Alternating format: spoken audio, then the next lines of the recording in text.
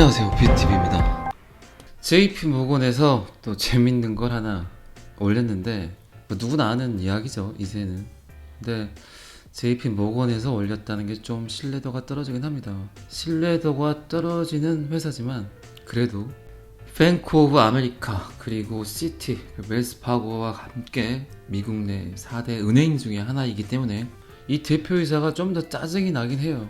제이미 다이먼은 진짜 좀 사기꾼 같아요. 이런 것만 봐도 자기의 영향력으로 그리고 회사의 영향력으로 얼마나 많은 대중들을 농락을 하는지. 이래서 블록체인이 나온 겁니다. 신뢰할 수 있는 제3자들의 횡포. 이게 꼴보기 싫은 거죠. 은행이랍시고 은행장이랍시고 대표이사랍시고 어마어마한 자산을 들고 그 돈을 가지고 100억 가진 놈이 100만원 가진 놈 돈을 뺏는 게임들을 하고 있으니, 이래서 비트코인이 나왔고 블록체인이 나온 겁니다. 신뢰할 수 있는 제3자들의 영향력에서 완전히 벗어나 순수한 P2P 거래를 위해서 블록체인 암호화폐가 나온 겁니다.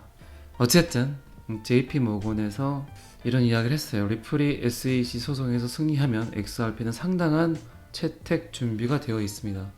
뭐 이거 제가 한 10,000번 이야기했겠네요. $10,000 이야기하면서.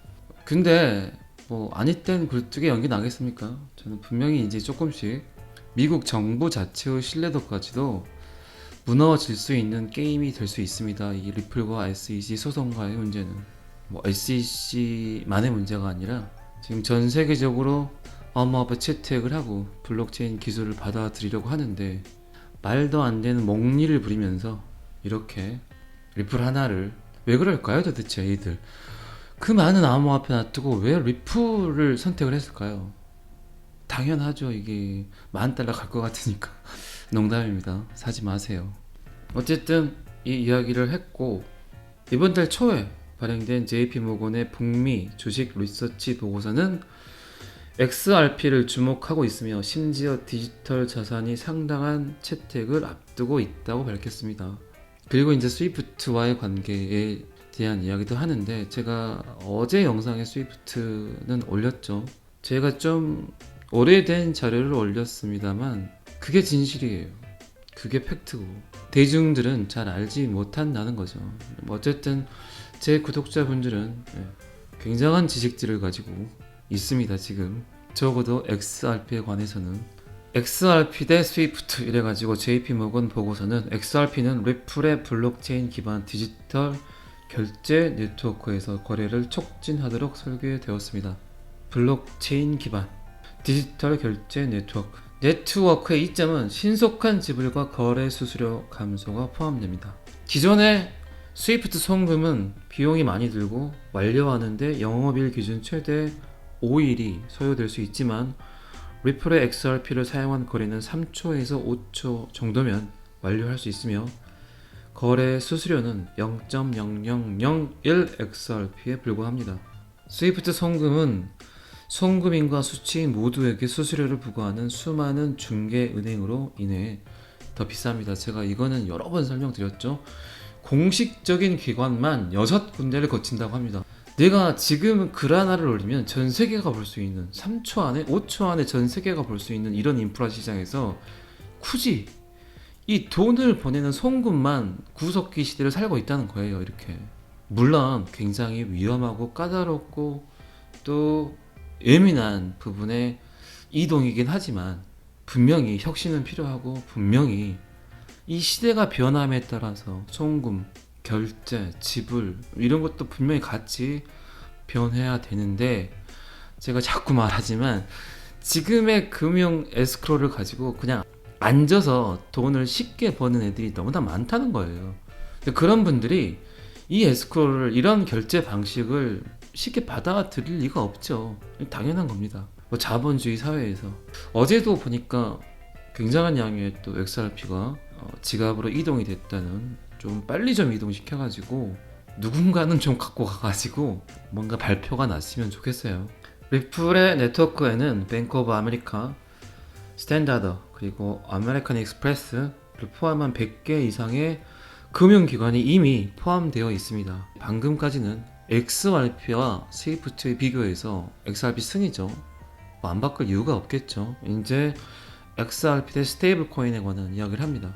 JP 모건 문서는 리플의 글로벌 운영 수석이사의 말을 사용하여 스테이블 코인과 비교한 XRP 고유한 가치를 설명했습니다. 이제 슬슬 좀 움직이려나? 얘네들이 빨리빨리 움직여야 되는데 제 구독자님들께서 또 이렇게 헷갈려 하시고 또 리플을 던지고 구독 취소를 눌리고 이럴 수 있으니까 그 전에 뭔가 좀 조금이나마 움직여줘야 되는데 리플은 오늘 또 새우깡도 아니고 그 가격이 그 가격인 것 같습니다. 국제결제에서 브릿지 자산으로서의 XRP의 역할은 스테이블 코인과 경쟁하는 것이 아니라 오히려 보완적이다. 아주 잘 해석하고 있죠. 이게 제가 어제 영상에서도 그랬죠. 소비자들은 이 XRP 레저의 에스크로가 걸리는 자체를 몰라요. XRP라고 써질 수도 있겠지만 XRP가 뭐지? 그냥 이러고 만다는 거죠. 그냥 일반인들은 전혀 XRP가 뭔지 그 자체를 모른다는 겁니다. 그런데 이게 어떤 원리냐? 새우깡을 먹는데 새우가 몇 프로 들어있는가 볼까요? 안 볼까요? 그리고 새우가 들어있습니까?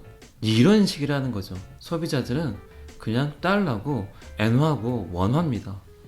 그런데 분명히 그 안에서 XRP로 거래가 되는데 그게 일반인들이 봤을 때는 그걸 못 느낀다는 거죠. 조금 이해하셨죠? 네.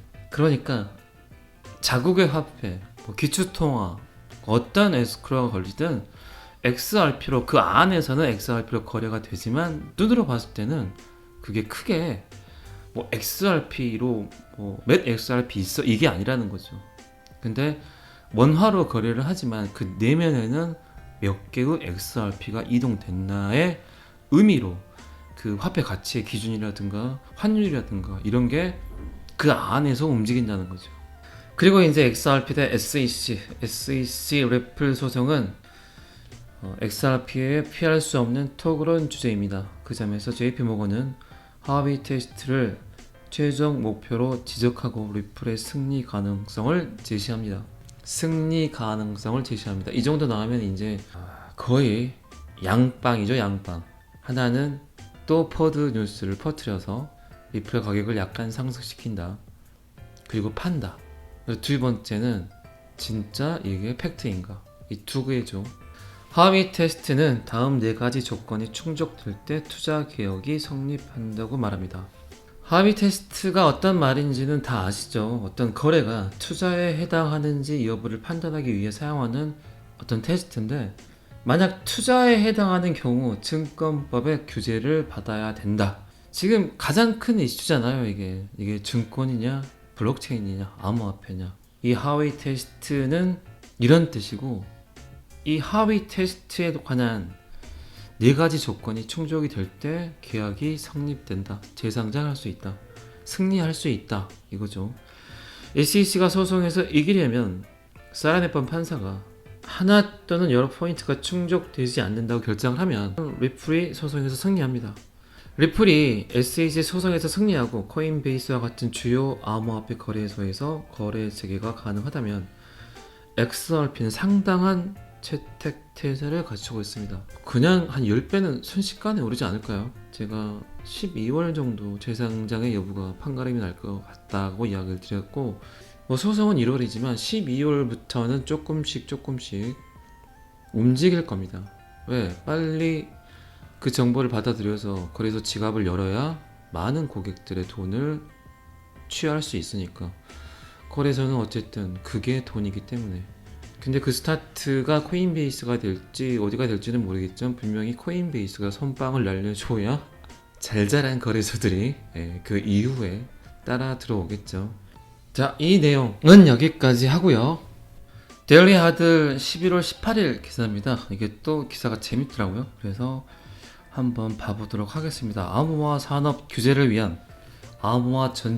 산업 규제를 위한 새로운 시스템 제안, 리플 이슈 성명서 이래가지고 꼭 리플이 대장주 같아요. 이런 거 보면 리플 치면 다 들어와야 돼요. 다 기어 들어와야 돼요. 지금 뭐 리플 다른 코인 사가지고 리플 찍는 사람들이 있는데 아주 멍청한, 아주 미련한 짓입니다. 글로벌 결제회사 리플이 미국 내 암호화폐 산업 규제를 위한 다양한 방안을 제안하고 있다. 리플은 암호화폐 및 블록체인 기술의 잠재력을 최대한 끌어내는 동시에 중요한 소비자 및 시장 보호를 확립하는 규제 프레임워크를 희망한다고 말합니다. 미국 규제 환경의 현재 불확실성은 혁신을 방해하고, 리플이 미국 SEC가 태클을 걸면 다른 나라로 갈 수 있다고 했잖아요. 충분히 그런 이야기는 예전부터 나왔습니다. 굳이 미국 내에서 이럴 필요가 없죠.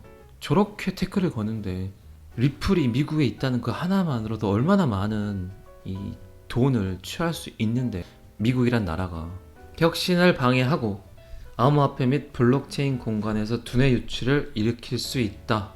전체 암호화폐 시장을 방해를 하면 두뇌 유출, 국내에 있는 많은 브레인들이 해외로 나갈 수 있다. 그게 가장 큰 문제죠, 이거는. 네, 그런 것 같아요.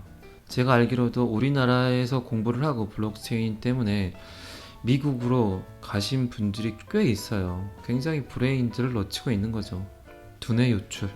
혁신을 장려하고 암호화폐에 대한 명확하고 일관된 규제 프레임워크 개발을 알리기 위해 우리는 혁신 샌드박스가 권장되어야 한다고 믿습니다.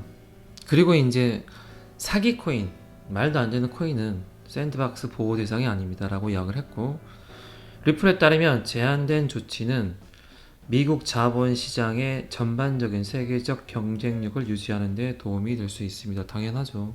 리플은 위의 각 제안이 개별적으로든 함께 구현되든 상관없이 미국 내 산업을 유지하는 동시에 미국 자본시장을 세계 최고로 만든 강력한 소비자 및 투자자 보호를 유지하는 데 성공할 수 있다고 믿습니다 라고 말을 했습니다. 분위기는 시청 1위까지 갈 수도 있는 분위기예요. 리플이 비트코인이 별겁니까? 이더리움이 별겁니까? $10,000를 간다는데, 이 모든 소비자들의 요구는 결국은 중재자 없는 거래를 원했던 시대가 오고 있기 때문에 나타나는 환경들이고, 굉장히 많은 중재 업무를 했던 많은 기관들이 사라지게 될 겁니다. 이제 이 블록체인 암호화폐 때문에. 우리가 공장을 하는데 소매하는 사람을 거쳐, 도매하는 사람을 거쳐 내가 이 물건을 굳이 비싸게 받을 필요가 없잖아. 지금 여러분들 많이 그렇게들 하고 계시잖아요. 거의 산지 직송, 공장 직판. 이미 여러분들은 중재자 없는 거래를 굉장히 많이 하고 있어요. 근데 그거를 많이 느끼지 못할 뿐이죠. 그래서 얻어주는 것들이 굉장히 많잖아요. 특히나 이제 물건을 싸게 구매할 수 있다는 거죠. 그 대신에 이 도매업을 했던, 소매업을 했던 많은 사람들, 많은 것들이 이제는 필요 없어지게 된다는 거죠. 그래서 제가 아는 분도 옷가게를 하시는데 그런 얘기를 하시더라고요. 여자 옷가게를 하시는 분인데 이 온라인 판매 때문에 정말 장사를 해먹을 수가 없다고. 아이러니한 게 뭐냐면 본인도 아이 옷을 위해서 온라인으로 구매를 한다는 겁니다. 이게 참 뭐라고 설명을 해야 될지. 또 일요일인데 또 편안한 오후들 보내시고, 오늘은 여기까지 하겠습니다. 구독과 좋아요는 항상 저를 힘나게 합니다. 감사합니다. 비트TV였습니다.